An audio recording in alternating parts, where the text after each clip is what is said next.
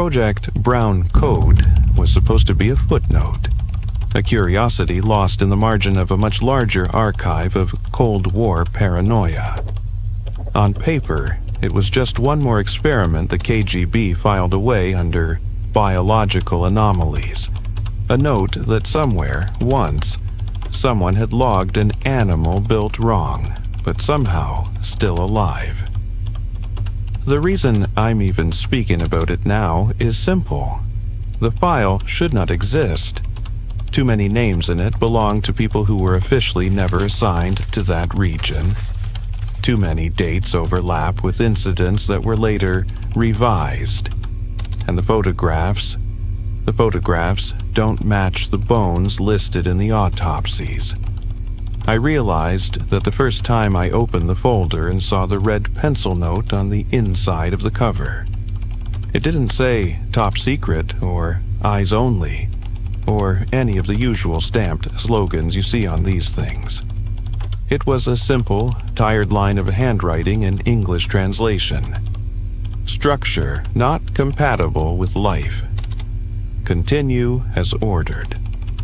Someone had read the contents, understood what they were seeing, and still shrugged it back into the system. The file came to me late, after most of the Cold War material had already passed through more experienced hands. It had no glamorous code name printed on the spine, no famous unit attached to it, no direct mention of the more notorious programs everyone pretends to know about today. Just a short typed label. Brown Code, Zoological Anomaly, Zone B17. There were no summaries from high-ranking officials, no self-congratulatory reports, only a few grim pages from a remote Soviet-era lab, and a handful of signatures from a KGB liaison group that never wrote anything more than it had to. I remember sitting in the dim light of the reading room, the plastic gloves sticking slightly to my fingers as I turned the first page. The heating in the building never worked properly. The air smelled like dust, old glue, and something faintly metallic.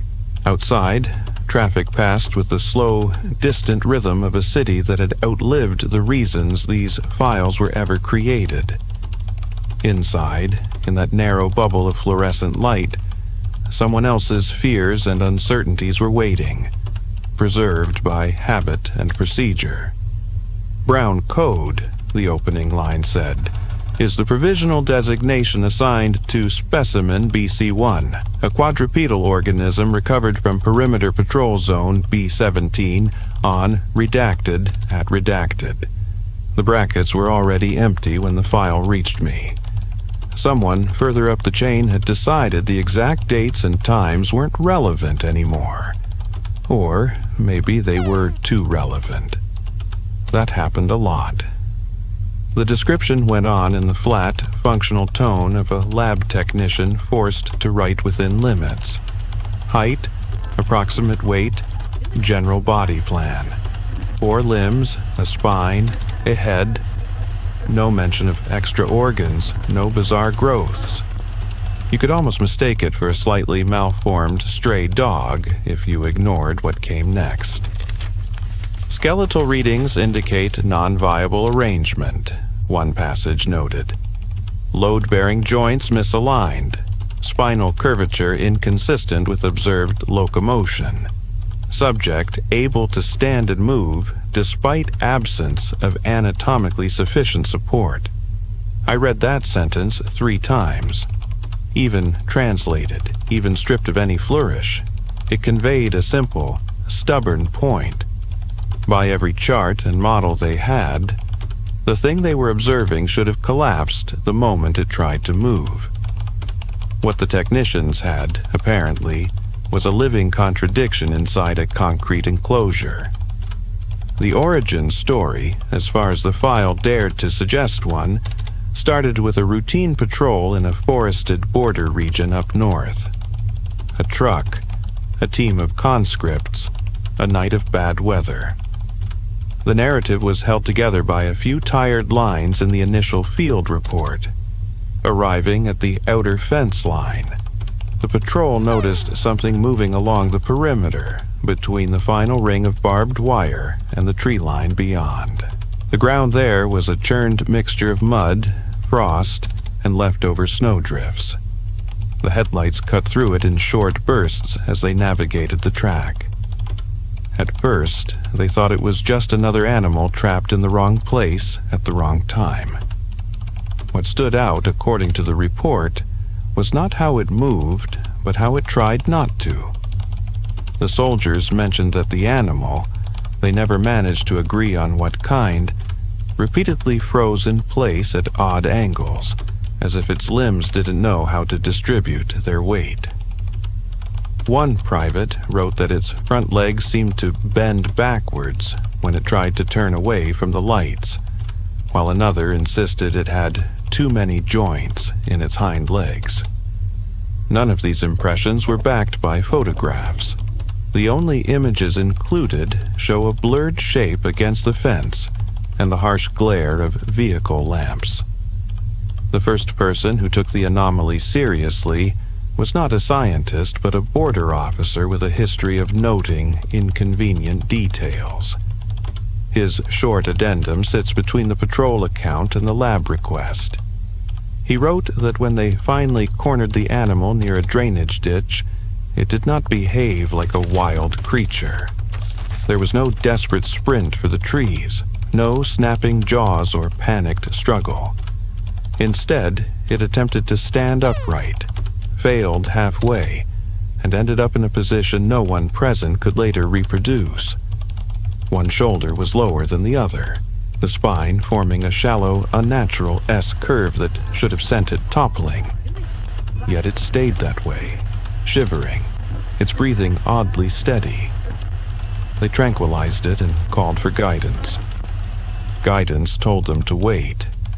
Then guidance told them to load it into a cage and drive it to Zone B-17. The lab that took it in, the one that later produced the brown code file, was the sort of place that existed precisely to handle things regular institutions did not want to write about. Remote, underdescribed. Technically under the umbrella of one ministry while quietly answering to another. By the time the animal arrived, half frozen and drowsy in its cage, there were already KGB observers on site, their presence marked only by brief signatures and the occasional margin note. According to the daily logs, the first 24 hours of observation were uneventful. The specimen did not attempt to escape. It ate when offered food that matched a canine or small ungulate diet, drank water, and alternated between periods of restless pacing and unnerving stillness. Veterinary checks indicated a raised heart rate, but no obvious injuries beyond superficial abrasions from the fence.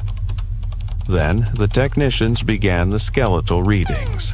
They used standard imaging equipment for the time, nothing unprecedented. The file insists on that point again and again, as if someone expected to be challenged later.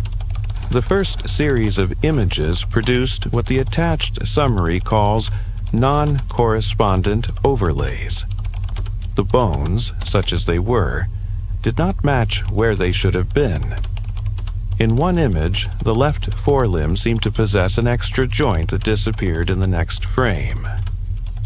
In another, the vertebrae appeared stacked in a pattern described as reminiscent of a spiral staircase viewed from above, rather than a conventional column. Mechanical failure suspected, the report notes. The team recalibrated the equipment. They ran tests on control samples, bones from known animals kept in storage for precisely this purpose. Those images came out clean. No phantom joints, no spiraled spines, no anomalies. Then they returned to the living subject and repeated the process. The same impossible geometry showed up again. Reading through those pages, I could almost hear the tension in the room, even if no one bothered to write about it directly. The small, underlined phrases, the abrupt shift from passive to active verbs, the neat handwriting that grows slightly more cramped as the days go by. No one wanted to be the first to say that the animal's skeleton looked wrong, not just in an unusual way, but in a way that contradicted baseline reality as they understood it.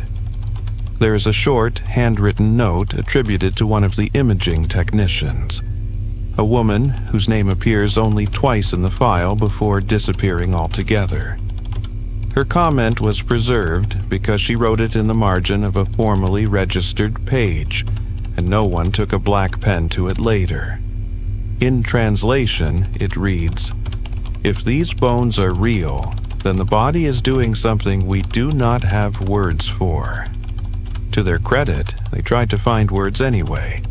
The next phase of the file is full of cautious terms: atypical articulation, dynamic configuration, non-fixed alignment under load. When the animal moved, the writing shifted, not just as bones flex under motion, but as if the underlying structure were redrafting itself to meet the moment. That is the phrase that lodged in my mind like a splinter. Redrafting itself. Not reshaping in a slow biological way. Redrafting, as if the skeleton were an internal set of options being evaluated and recombined.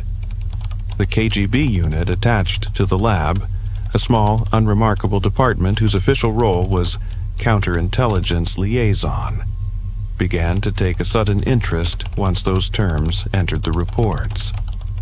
The signatures at the bottom of the pages changed. New eyes were following the experiment now.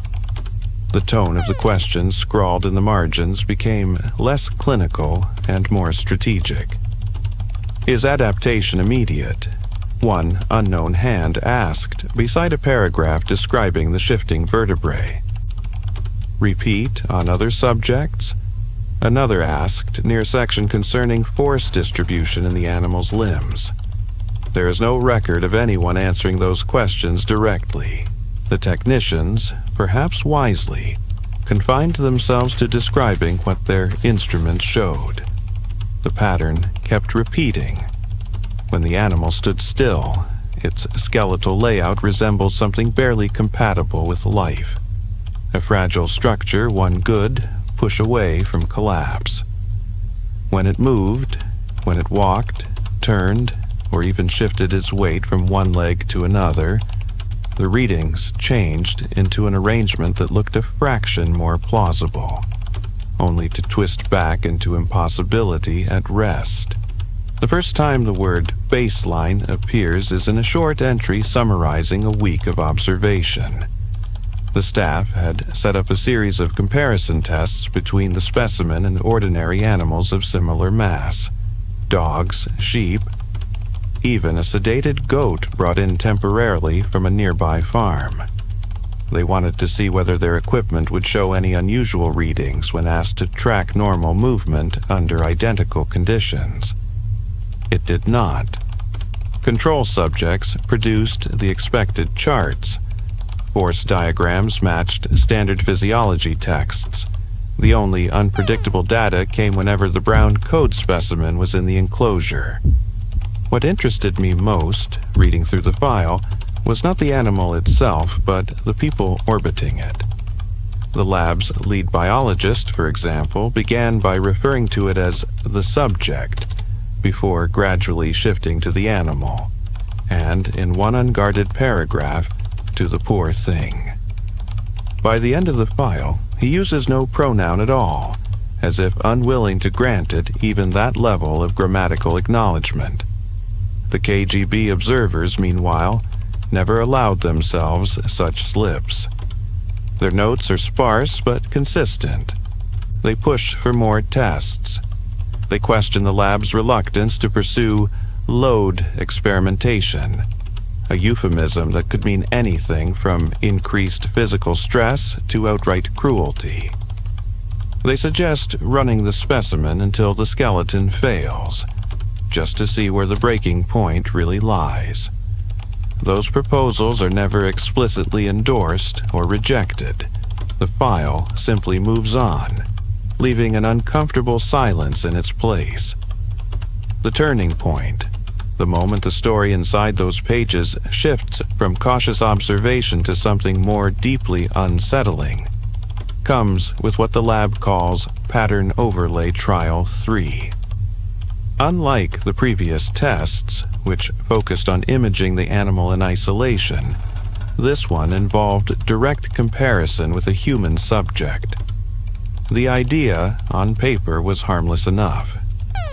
One of the technicians volunteered to stand outside the enclosure while the specimen moved through a set of predefined positions.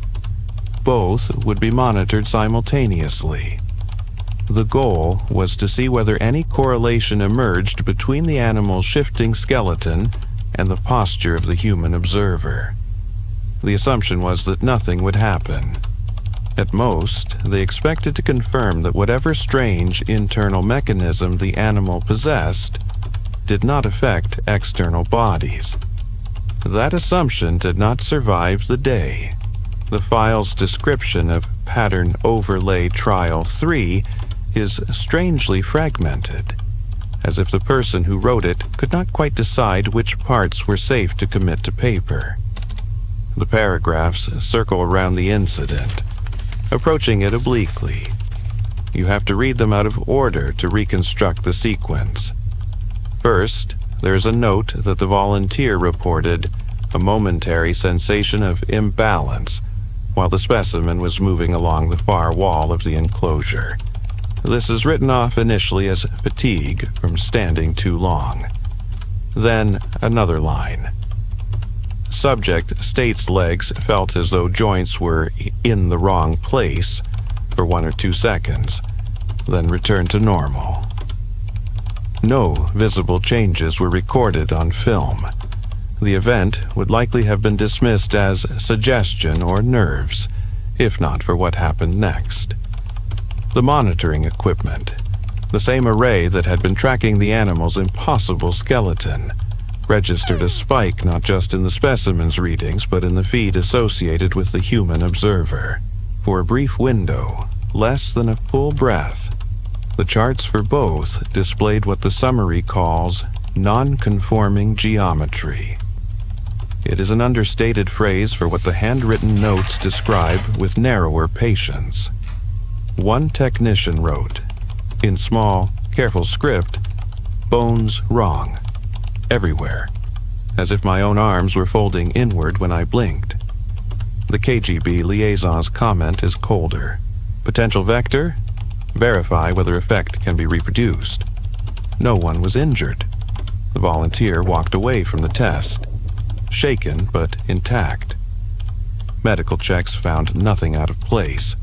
No fractures, no dislocations, no observable changes in range of motion. Yet, reading their post-incident statement, I can sense a quiet panic pressing through the bland translation. They describe an instant in which their body felt reassembled around a different template, as if there had always been another way for their skeleton to fit together, another set of possible connections between joints, and for one flicker of time their nervous system tried to inhabit that alternate version. It did not hurt, they write, but it felt wrong in a way that has nothing to do with pain. The lab suspended further human overlay trials. The KGB did not agree. Their next margin note argues that a controlled repetition is necessary to understand the scope of the phenomenon and to assess any operational applications.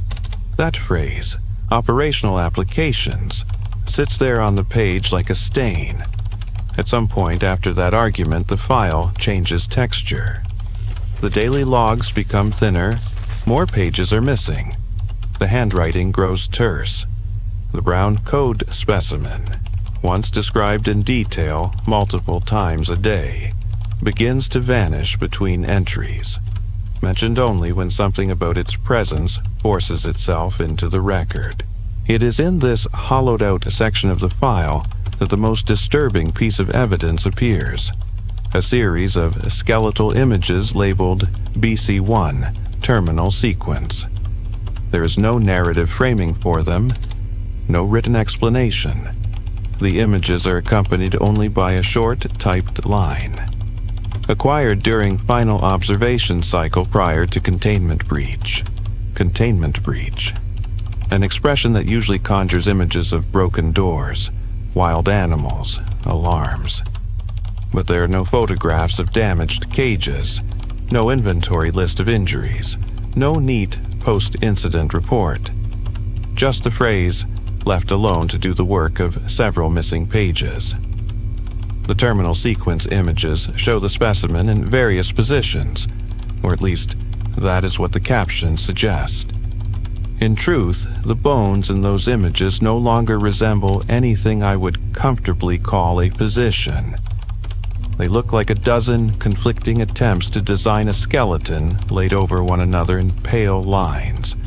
Joints multiply and vanish from one frame to the next. The spine loops back on itself, then stretches out in a nearly straight line, then folds into a shape that reminds me of hands clasped in prayer. The final image is the one that kept me awake after I first saw it. On the copy I examined, someone had tried to scratch it out with the side of a pencil, hard enough to leave a dull impression on the page. The erasures only made it worse. In that last frame, the animal is standing still. The outline of its body, the soft tissue, the fur, the ordinary silhouette, is almost absent, washed out by the contrast settings. All that remains are the bones, drawn in thin radiographic white. Except that the bones, in that moment, do not sit inside the animal's shape. They are superimposed over the outline of the room itself, along the walls, across the floor, faintly tracing the posture of the empty observation chairs behind the glass. It is as if the skeleton had ceased to belong to one body, and for a second considered the entire space a candidate. There is no clear explanation offered for how that image came to be. No description of a malfunctioning machine. No confession that someone might have accidentally double-exposed the film. Just a quiet escalation in the urgency of the notes that follow. Containment standard insufficient, one entry reads.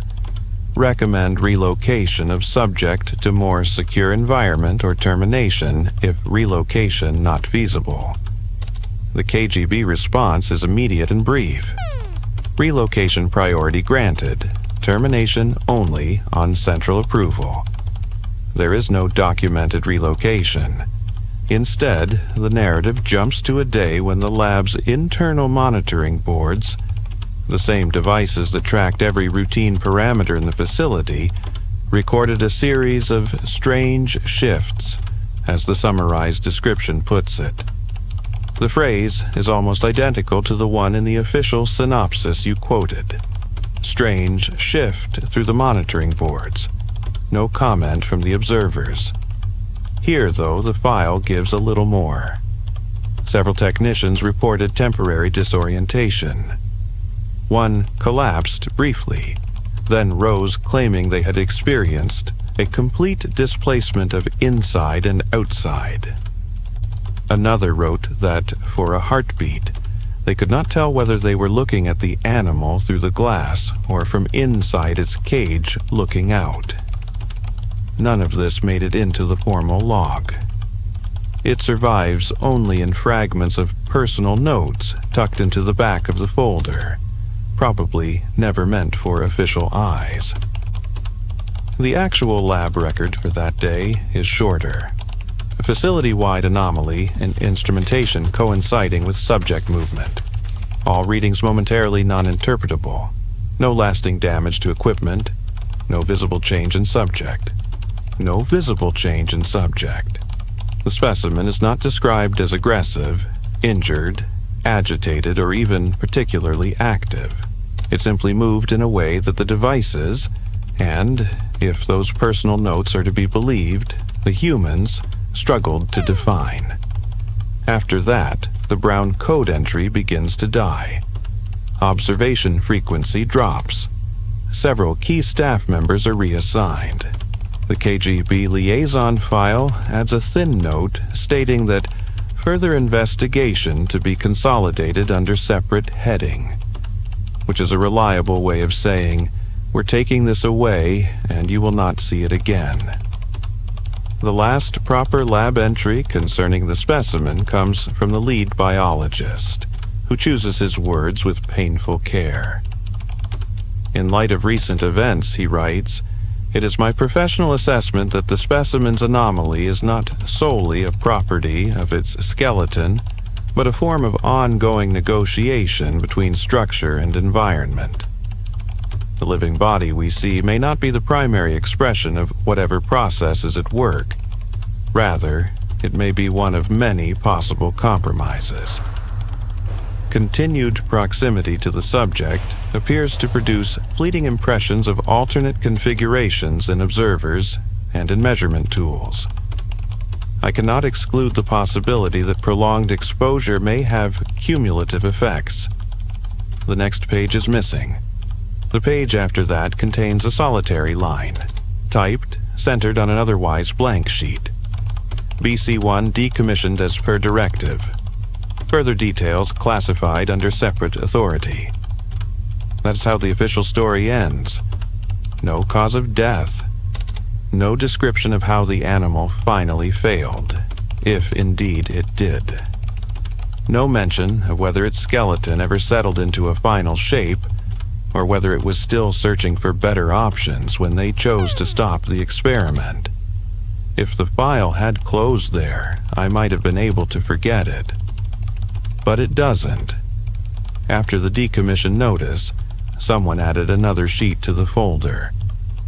It is thinner paper, of a different texture, and the typeface is slightly cleaner, suggesting a newer machine. There is no letterhead, no institutional branding, no official index code.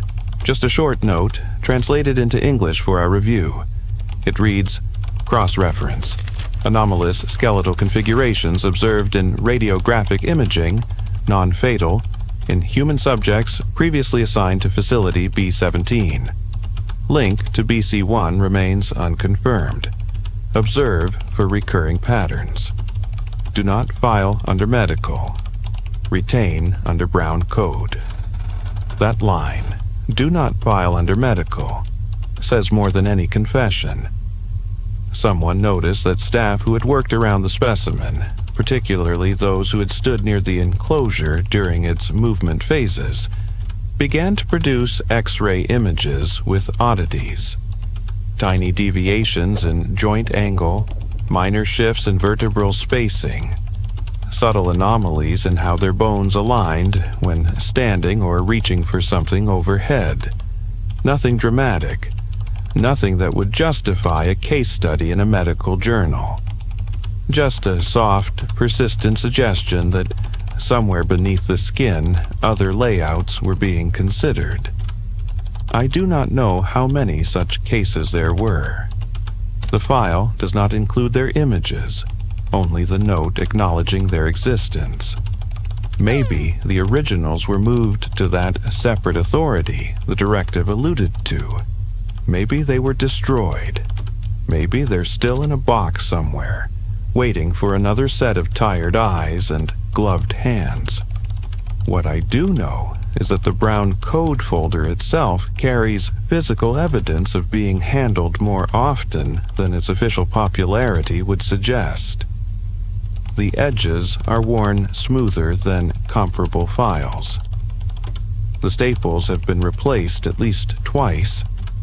There are faint imprints on some pages where other sheets were once pressed hard against them and later removed. The story of BC-1, whatever it was, did not stop being read just because someone typed the word decommissioned. I find myself thinking about that initial note on the inside of the cover, the one that summed up a whole, impossible situation in one resigned sentence. Structure not compatible with life. Continue as ordered. From a certain angle, that could apply just as easily to the system that created and buried this file as to the animal it describes. A body misaligned with its own weight, joints in the wrong place, spine bending under loads it was never meant to bear, somehow staying upright because it has no other choice. An organism built wrong but alive. The more time I spend with these documents, the less I believe brown code was ever just about a single creature in a cage. The lab staff were not the only ones standing near the anomaly. The KGB observers, pressing for applications without understanding the cost, were already living inside a larger version of the same pattern. A structure that could not support its own contradictions for long, constantly redrafting its internal skeleton in the hope of surviving another season. Maybe that is why the final marginal note in the file feels less like a conclusion and more like someone talking to themselves. It is handwritten in small, neat letters along the bottom of the last page, almost lost in the shadow where the paper bends towards the spine. It has no date, no name. The translation is simple. Question remains: did we study it, or did it study us? That's all there is. No answer, no further speculation. The person who wrote it either put the folder back on the shelf or handed it off to someone with more authority and less imagination. I closed the file the same way they must have, feeling that familiar dull pressure of unresolved tension. On the walk home that evening, I caught myself adjusting my posture more often than usual, straightening my back, rolling my shoulders, flexing my ankles as I waited at a crossing. A meaningless habit, maybe, or maybe not. Once, in a moment of tired curiosity, I asked the medical staff at our own institution if they still kept any old radiographs from the Cold War era on file. They said yes, of course. Archives never truly empty themselves.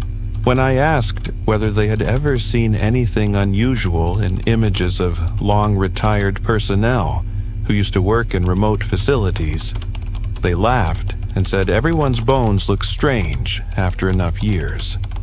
Then they went quiet and admitted that every now and then a scan comes back from someone who seems perfectly healthy, and yet the alignment is a little off, in ways that don't match any textbook pattern but don't cause any obvious harm either. You notice it, you raise an eyebrow, then you move on, one of them told me.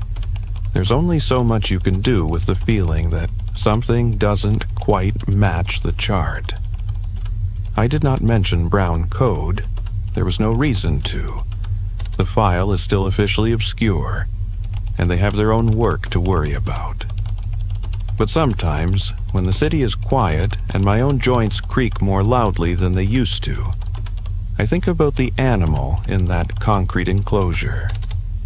About an organism whose bones refused to settle on a single answer, forever redrawing the map of itself to stay upright in a world that insisted it should not be able to walk at all. I wonder whether it understood any of what was happening to it, whether it sensed that the shapes inside its body were never finished. And I wonder what it means that the people who watched it, measured it, and wrote about it ended up carrying traces of its misalignment in their own skeletons. An animal built wrong but alive. A system built wrong but functioning. A file that should not exist but sits on a shelf anyway, waiting to be opened by whoever is willing to accept that some structures never fully choose a side between impossible and real. When I fall asleep on nights after reading cases like this, I sometimes dream of walking down a corridor lined with X-ray images. They float in the air like dim windows, showing spines, skulls, rib cages. Most look normal at a glance, but if I focus on any one of them for too long, the bones begin to shift, joining and separating in slow, patient movements, as if considering alternatives. In those dreams, I do not feel fear in the usual sense. No chase, no screaming, no sense of overt threat. Just a quiet conviction that whatever is redrafting itself in those images, it has not finished with us yet. It is still looking for a better way to stand. And somewhere, in a forgotten box under a different authority, the rest of the Brown code record may be waiting. Not to explain anything, but to show how far that negotiation between structure and environment once went before someone decided that the safest thing they could do was write decommissioned and look away. There is one more detail I have not mentioned because it does not appear in the official text at all. It exists only in the space around it, in a chance encounter years after I first held the folder. During a routine interview program with surviving technical staff from various Cold War facilities, I was given a short list of names associated with Zone B-17. Most of them were already gone.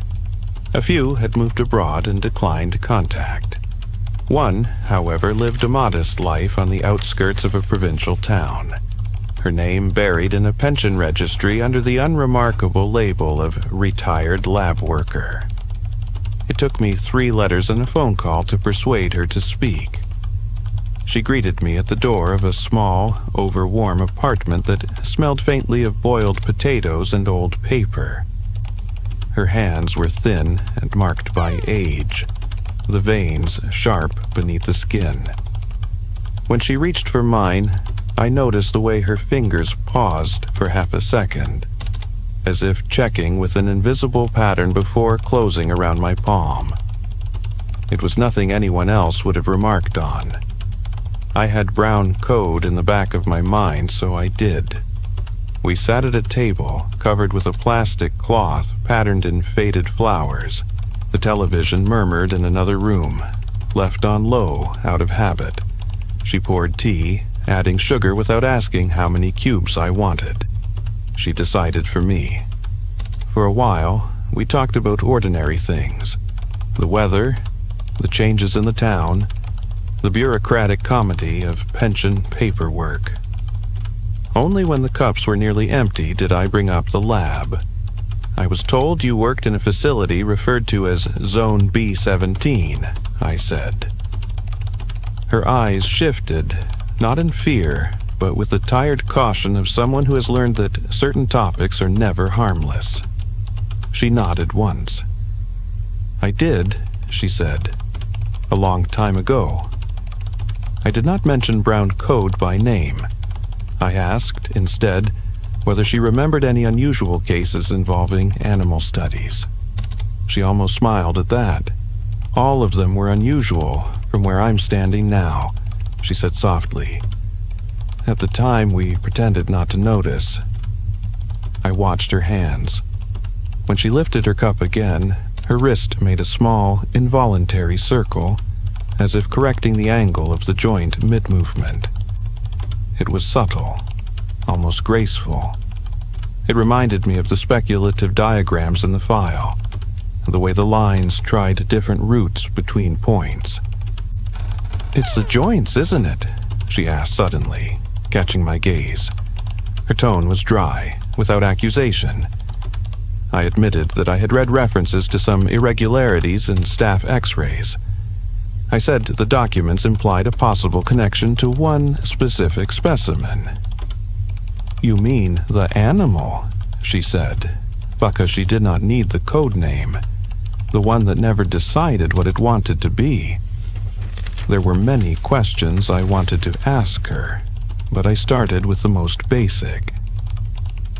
Did you believe what the instruments were showing you? She looked past me, at a small window where the glass had fogged slightly around the edges.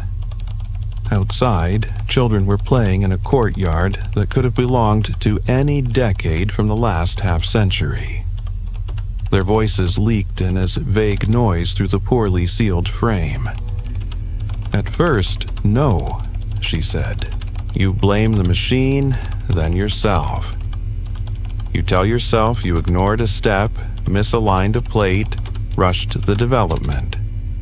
Then you repeat the process, double the effort, check every connection, and the result is even stranger. After a while, you stop asking whether it is correct and start asking what correct even means in that room. Her fingers traced a shape on the tablecloth as she spoke, following the curve of a printed vine, then deviating from it. Did you feel anything personally, I asked, during the trials? She hesitated, then nodded. Once, maybe twice. It's hard to be sure now. Memory has its own way of rearranging bones. She allowed herself a small, humorless laugh. During one of the sessions, I was standing by the console watching the trace. The animal was walking, if you could call it that. There was a moment when I had the very clear sensation that my legs had swapped their rules. Not their place, that's impossible, but their instructions. As if they were waiting to see which way up they should go. It lasted less than a heartbeat. Long enough to make me grip the edge of the panel and wonder whether I was going to fall. Did you report it? I asked. Yes, she said, carefully. They wrote it down. Then they told me to go home early and get some rest. The next day, we pretended it had not happened. Except the instruments remembered. They always remember better than we do. She flexed her hands as if they ached and then, catching my attention again, placed them flat on the table, fingers spread. You've read the file, she said. It was not a question. Tell me, when you put it away at night, do you feel anything in your shoulders, in your spine? I did not answer immediately. There are some admissions that sound foolish out loud, especially to someone who has lived through far worse. Still, the truth was there. After the first evening with brown code, I had gone home with a tightness between my shoulder blades that felt less like strain, and more like a subtle disagreement between my bones about how they wanted to arrange themselves. Sometimes, I said. Then you understand more than the people who wrote the decommission, she said. They thought ending the experiment meant ending the process. But we were in the enclosure too, in a way. And the structure was never only inside the animal. She refused to say more about the end of BC-1. Whether this was out of fear, loyalty, or simply the erosion of memory, I could not tell. When I gently pressed her for details, whether there had been a relocation, whether any attempt was made to transport the specimen, she shook her head. I remember metal, she said. Doors. The sound of something heavy being locked that should have been left open, or the other way round. I remember the lead telling us not to come in for 2 days. When we returned, the cage was empty and the charts had been cleared. And that's all I can say without inventing the rest. I won't do that. The truth is already strange enough. As I left, she walked me to the door with careful, measured steps. For an instant, framed by the narrow hallway, her posture seemed slightly off. One hip higher than the other, shoulders at an angle that did not match the geometry of the walls. Then she shifted her weight, and everything aligned again. It might have been my imagination, primed by the file. Or it might not. On the train back, the landscape outside the window unrolled in long strips of field, forest, and disused infrastructure. At one point, we passed a fenced-off area where concrete foundations lay half-collapsed among overgrown grass. No sign marked the site. The poles of an old power line marched towards it, then stopped abruptly, as if embarrassed to be seen continuing. It could have been any abandoned installation, It might even have been Zone B-17. The documents never give clear coordinates, only hints. A forest of a certain type, a river bending at a certain angle, a note about prevailing winds. Even if I had known exactly where to look, I doubt I would have found more than crumbling walls and rusted metal. The processes that ran inside those structures have long since moved on, buried in bone and habit. Back in the reading room, days later, I asked to see any peripheral materials associated with Brown Code.